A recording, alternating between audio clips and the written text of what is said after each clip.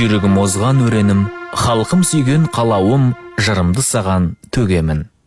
Жыралабы Жамбыл ақын батыр інісі Мәл Ғабдуллинге осылай деп өлеңін арнап, ағынан жарылған еді. Міне содан бері ғасырға жуық уақыт өтсе де, осы бір өлең жолдарының мәні де, мағынасы да маңыздылығын жоғалтқан емес.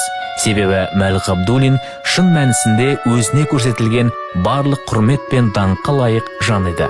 Батыр 1915 жылы Қаракүзде қазіргі Ақмола облысы Зеренді ауданына қарасты Қойсалған ауылында күнінен ақылды, әрі алысқанды алып ұрып, белдескенді шыдатпайтын қайсар бала болып өседі. 8 жасында ауылынан 2 шақырым жерде орналасқан Құлет ауылына мектепке барады. Онда бастауыш сыныпты аяқтап, Көкшетау қаласындағы 7 жылдық коммуна мектебіне қабылданады.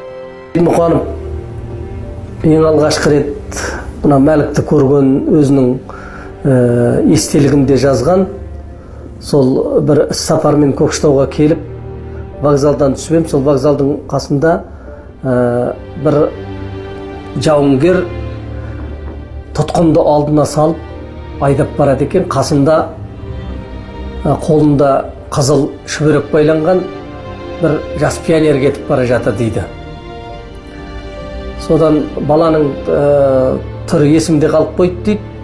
Содан барып бір танысымның үйіне барып демалып жатыр ем, біраз уақыттасын сізді бір бала келіп шақырып тұр деп мені оятты дейді.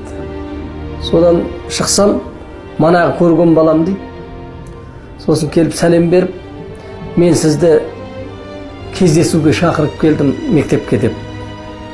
Сөйтеді дейді, атым Мәлік деп танысты дейді.